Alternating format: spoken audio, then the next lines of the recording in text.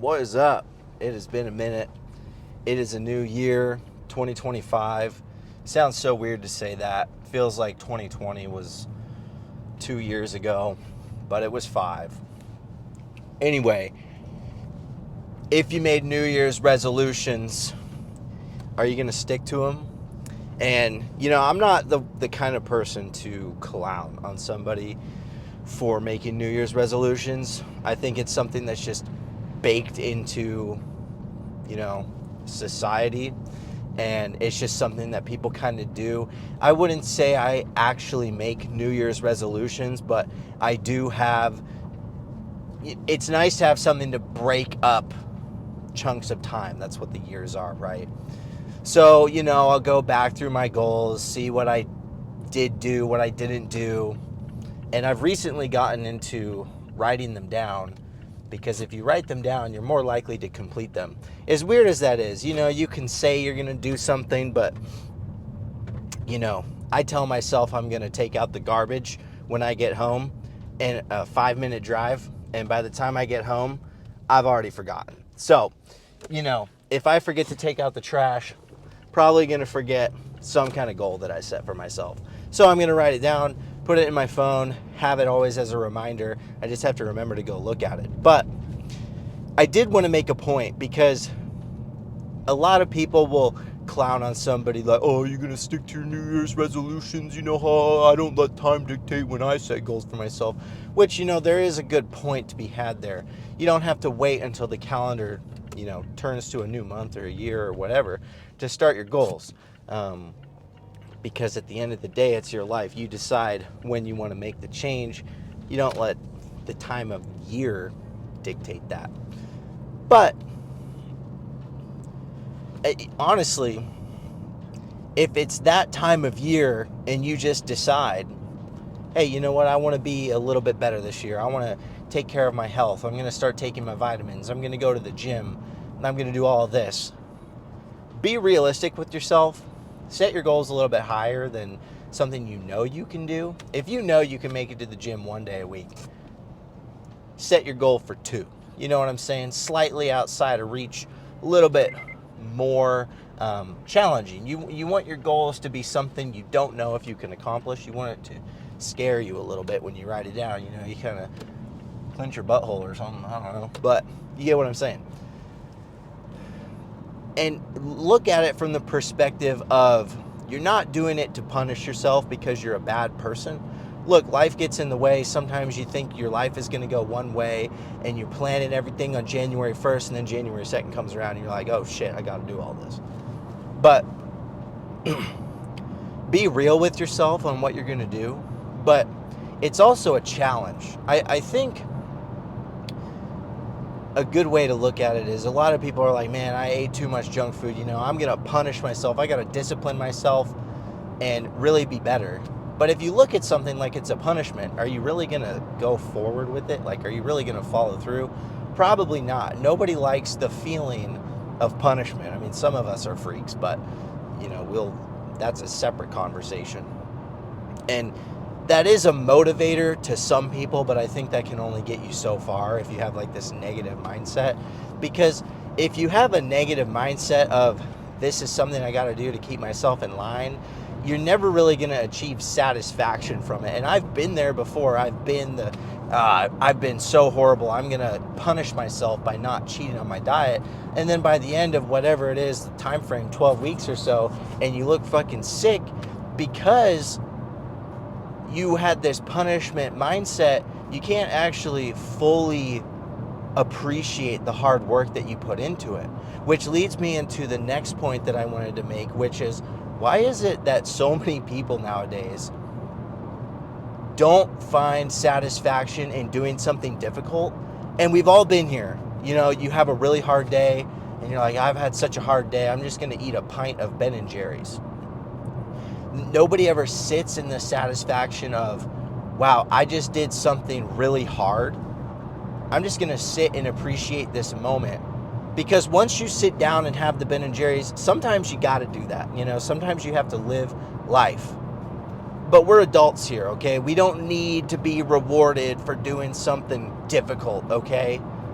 life is life, and you just got to make some smart decisions every once in a while, and you can't feed into those cravings that your brain is telling you, like, hey man, you worked really hard today, you should undo all of the hard work you did by eating some junk food.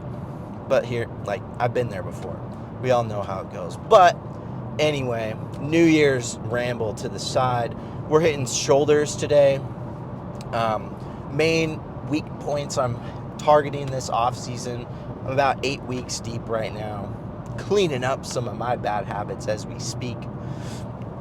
Got a little bit of that holiday fluff got to clean up, but things have been good.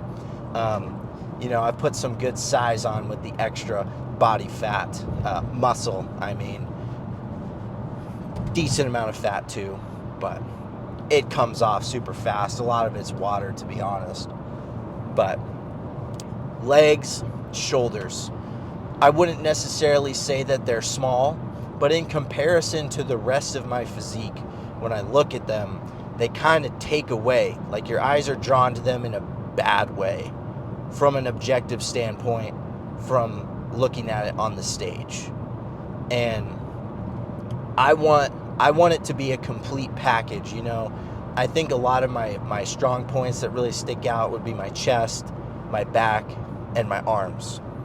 And realistically, I don't even hit them that much. I feel like I've barely hit them at all in the past 8 weeks, but I feel like they've grown the most. So really focusing on the legs, hitting them as soon as they're recovered. And now I reassess my physique, and the legs have kind of caught up a little bit, so going to keep pushing them for a little bit until they're at a good spot.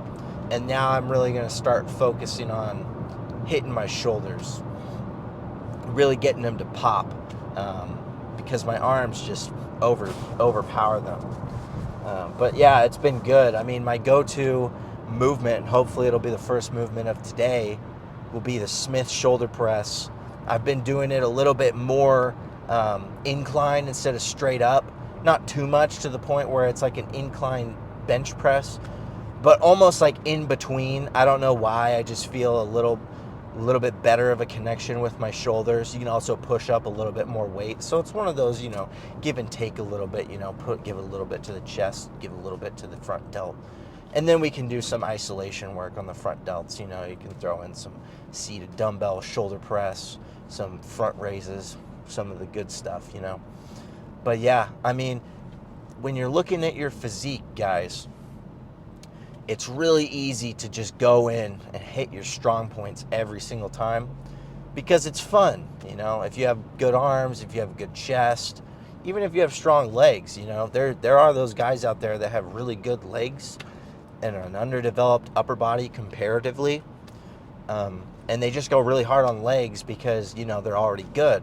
But the harder you go on your strong points, the stronger they're going to get, and they're just going to make your weak points look even weaker.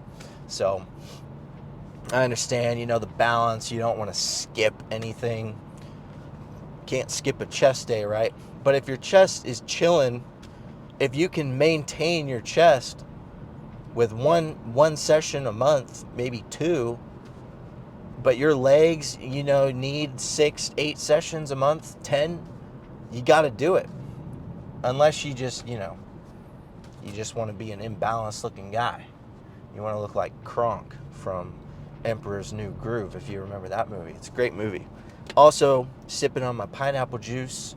If you guys, just want some good carbs before your workout, and I know like cluster dextrin can be a little expensive, you can buy these 24 packs of pineapple juice at Costco. It's just 8 ounces. Just try not to crash here. 32 grams of carbs, no added sugars. That's a pretty good deal. Pretty good deal. But yeah, anyway, that's about it from me.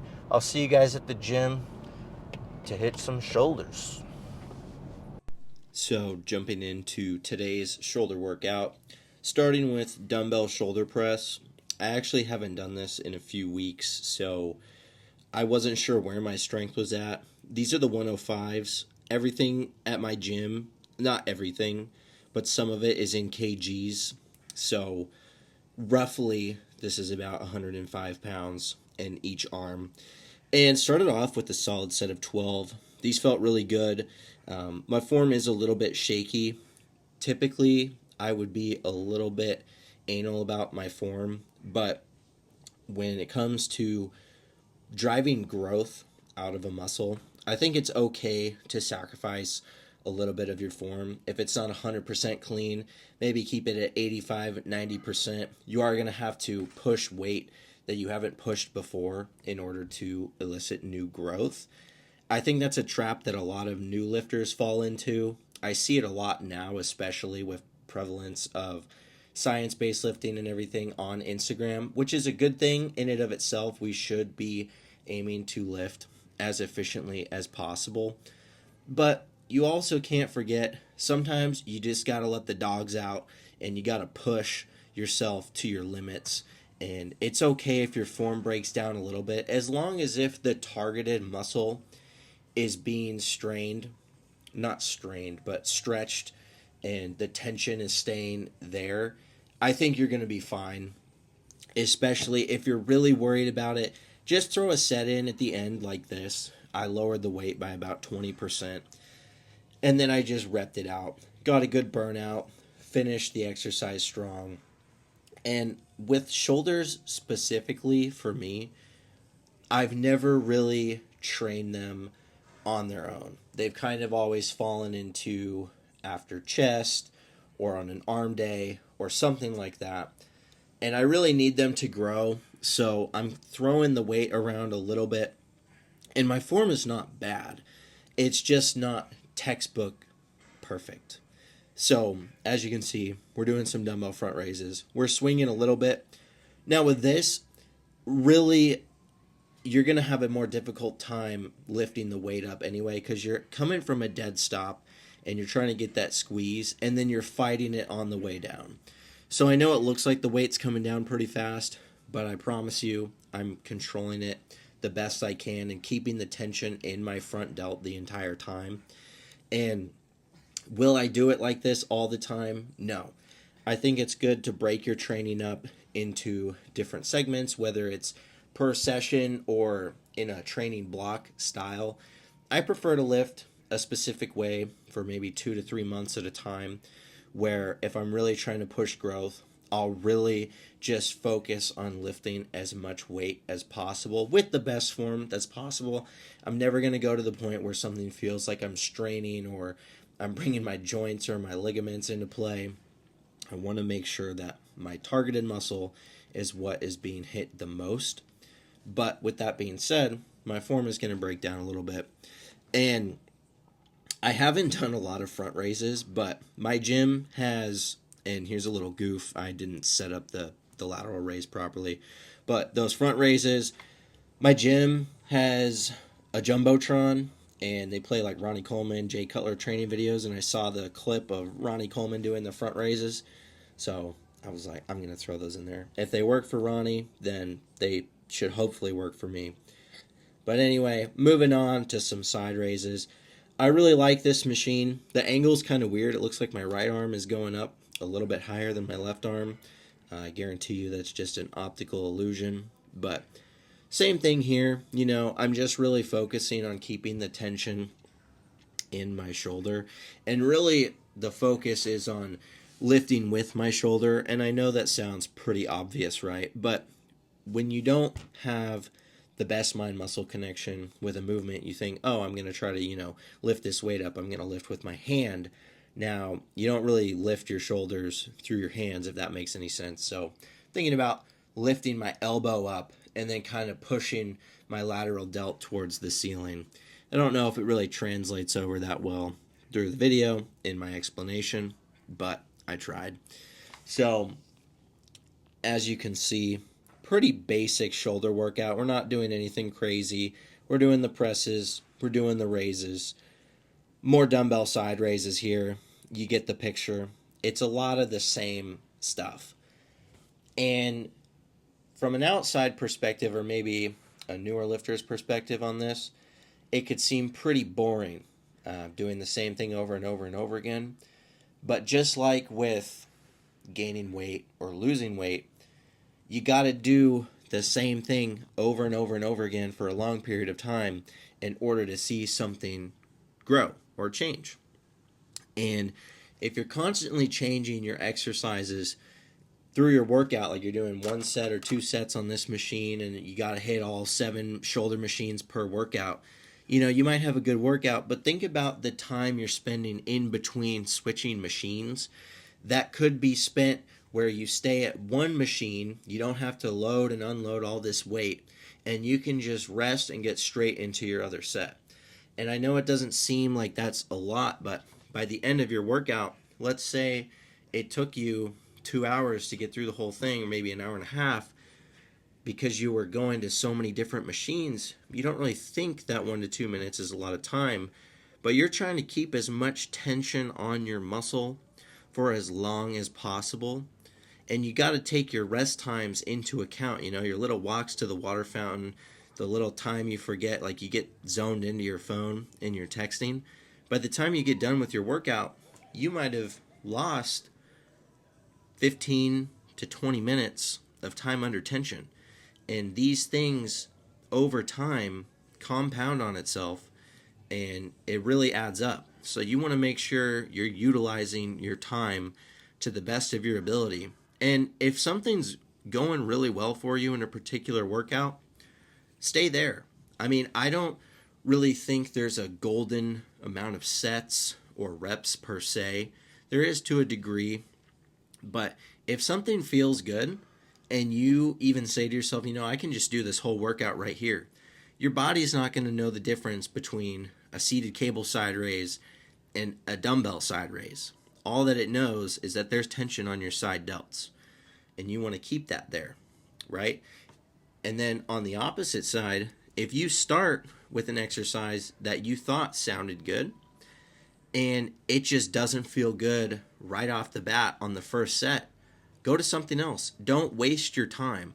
If you're going to force yourself to try to make something work, it's probably not going to work. Maybe it's a bad week. Maybe you're a little injured, something like that. It's okay to deviate from the normal plan if something's feeling really good. And you just have to learn these things for yourself. It's going to take time. I'm coming up on about, 10 years of lifting, so I've had a little bit of time to figure out how my body works and what works best for me. And that's the fun part, achieving the physique and learning what works best for you. But we're coming to the end here. Going to do a little pose down. Hope you guys enjoyed. All right. Before the pump cover comes off, I'm just going to admit it. I went on autopilot for a good 2 months where I was telling myself it's the off season. I can eat whatever I want. It's going to have minimal effect. And I was wrong. It had an effect, and conditioning has been lost. Body fat has been gained, but this is going to be my starting point and a mark for me to be consistent with recording, because if I don't, and this is the last video I record, the last thing you guys will remember me for is looking like the Michelin Man. Now, I already look like Casper the Ghost because I haven't seen sunlight in about 4 months. So we're already, swimming upstream. But without further ado, I know you guys can't wait any longer. So I'm just going to take the shirt off right now. With that being said, that was a solid workout. I have been sick for the past 4 weeks, so I was running out of breath on quite a few of those sets. Actually, the first top set of dumbbell shoulder press, if I would have went for one more rep, I would have passed out 100%.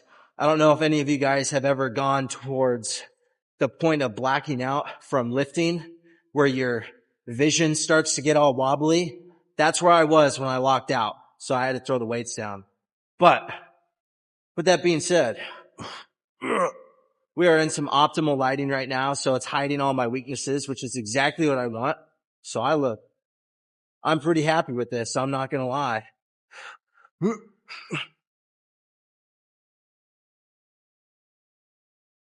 Whew.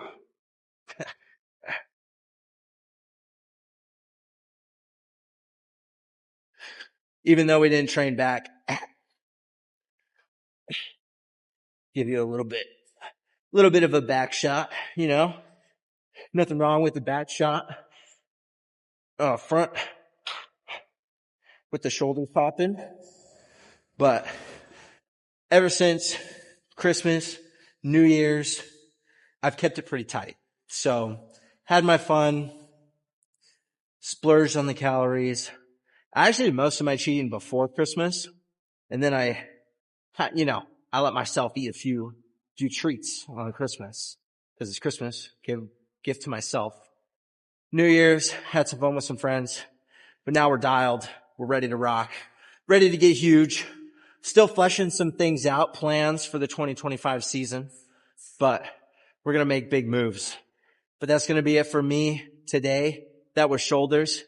Next time you see me, it'll probably be quads or hamstrings. Probably going to see a lot of quads, hamstrings, and delts over the next 8 to 12 weeks, just because, as you can see, I didn't hit a single set of chest, and I don't even have a chest pump right now. My shoulders literally look like they're equal with my chest, maybe a little bit behind, and my delts are pumped. Like, they're going to be so sore tomorrow.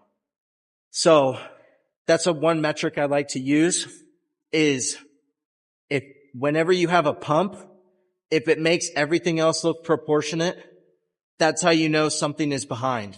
So no chest pump, delt pump, everything looks even. I need to bring my chest up. And I forgot, we did hit rear delts. So, got to get that 3D effect in there. See what this side looks like. Anyway, that's enough from me. Thanks for watching, and I'll see you in the next one.